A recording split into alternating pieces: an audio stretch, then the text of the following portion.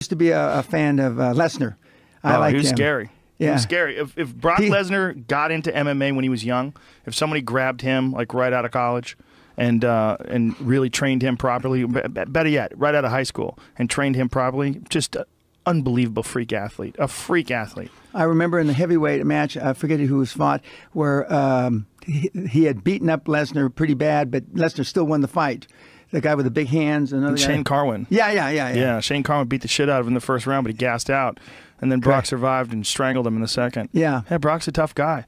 And, you know, he just was a guy who got into MMA very late in life and wasn't a natural striker and really didn't have the natural striking capability. Not when I say natural, I mean like fluid, really effortless striking that you get when you've been doing it for years and years and years. That's one of the hardest things to learn as guys get older when they're like in their 30s and they're learning how to strike. Learning how to strike against someone who's really seasoned and good, there's just going to be these openings, and it just takes a few shots. 1, 2, 3, get in, and all of a sudden you're diminished, and the leg kick, and then the fucking shot to the body, and you're hurt.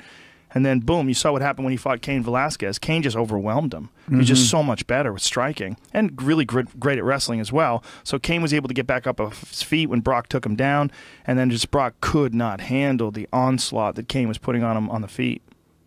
Just wasn't prepared for it correctly. You need years and years and years of striking training, and you need to spar lightly, and you need to develop fluidity in your movements. You need to have efficient striking movements. Now, what's it called, the pretend wrestling league? Pro wrestling, WWE. Yeah. Okay. Yeah. You know what's the guy's name? The founder. Vince McMahon. Okay, McMahon, and his wife is now in the cabinet for Trump. If she got approved. Hilarious. Okay, yes, it probably is hilarious. But they got rich when they went public. Yeah. Yeah. See, they went public. They went public with the WWE. Correct. Yeah. And I was offered for $50,000 a point when they first got started. A bunch of buddies of mine in Connecticut were riding in a limo, and they showed me a demo tape. And they says, we can get into this. We can buy up to 10% for $50,000 a point. They need money. I said, bullshit. Who's going to watch that shit? Nah. Yeah. I feel it the same way. My friend Tony was at, I don't know what they call it, Monday Night Raw. Is that what it was? At the Staples Center? And he was making videos while he was in the audience. And I was like, you got to be fucking shitting me. There's 20,000 people in this place. It's crazy. The numbers are insane. People love that stuff. They love it. They were going nuts. I can't believe it. I don't understand it. Yeah, but I mean that's he got liquid by going public. How many people do you think that pay $3,000 a month to that guy wind up going to pro wrestling? Are they the same people? Probably the $3,000. Yeah, probably the same people. That's probably like 100% of them are pro wrestling fans. Yeah. Now, does everybody know pro wrestling is not for real? No. There's some people with head injuries out there that still think it's real. There's a few people that fell off the back of a motorcycle. I can't believe he won. I thought Brock was #1. This is insane. I like when they come down the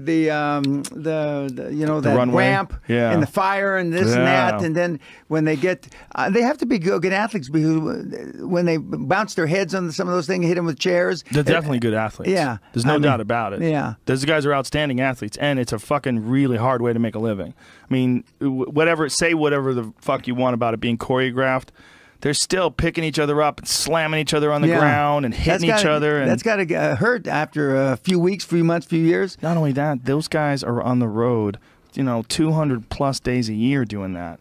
So it is a absolutely brutal business. It's a hard way to make a living, and they are tough, tough guys. So they might not be really competing like an MMA fighter is, but there's no doubt about it. They have my respect. Those guys are tough. It's a tough way to make a living. They are earning their money. And I think they're doing it in a way where most people don't even see them earn their money. I mean, they're out in these arenas, they're playing this state and that state, and they're going on the road, and they're slamming each other and throwing each other into the turnbuckle and elbowing each other in the face. It's fucking hard, man. That is a hard way to make a living. And a giant percentage of those guys wind up having problems with pain pills, severe pain in their body, always constantly, back injuries, knee injuries, neck injuries, elbow injuries. I mean, it's just, it's a fucking brutal way to get paid. Yeah. Now, are the MMA guys getting paid big money now? The best of the best are. the guys like Conor McGregor and a lot of the people that fight Conor McGregor, they're making millions. Ronda Rousey, she's making millions. It's just it's taken a while for the people that are not known very well to be able to make that kind of money. You know, they're not really, you know, it's hard for the average journeyman fighter to not just pay their bills, but to put money away as well. You know, it's just. But it's like that in boxing too. This is what people don't understand. Boxing, like people say, well, Floyd Mayweather made $40 million for that fight. Maybe he did, but Floyd Mayweather is one. There's one Floyd Mayweather. Gennady Golovkin can't sell 200,000 pay-per-view buys, and he's one of the best fighters in the world today. You know, Vasily Lomachenko, same thing. One of the best fighters in the world today. He's not making the kind of money that Conor McGregor's making. So what boxing is like you see these very big marquee names, you know, these big famous guys who are making good money, and they make more money than the best UFC guys. Like Manny Pacquiao has made more money than the best UFC guys, but Conor McGregor's nipping at their heels right now. The black guy, Jones? John Jones? Yeah. Is he still around? Yeah, sure. Yeah. Somebody broke. No, he's not the guy that got a broken leg. That's Anderson Silva. Yeah. Anderson Silva. Okay, broke but his leg. didn't Jones finally get beat? Jones has never lost. Okay. The only time he lost was he was disqualified in a fight against Matt Hamill where he was dropping. It's a really stupid rule, but you're not allowed when you're on top of a guy to drop an elbow from the 12 to 6 position. Yeah. Okay. So he got disqualified, but he beat the fuck out of that guy. But he's still and around. Wound up lost. Yeah. He's on the suspension right now for testing positive for a banned substance. Right. And De Silva came back. Anderson Silva came back. That broken leg, I remember seeing that. Yeah. Jesus Christ. That was terrible. That's one of 2 broken legs I've ever seen like that live. I've seen him on videos before, but being there live. Can you hear it snap? I did not hear it snap, but I saw it give out, and I saw him fall down, and I knew what it was. The first time I'd ever seen it was a guy named Corey Hill. He threw this kick, and the same thing. His kick got checked, and his legs just snapped out from under him.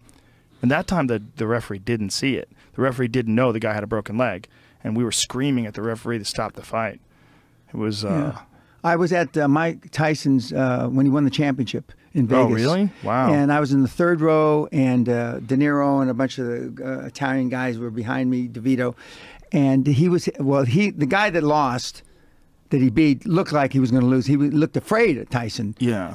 But Tyson was hitting him with such velocity, the perspiration on the guy's head was flying over the first 2 rows onto me in the 3rd row.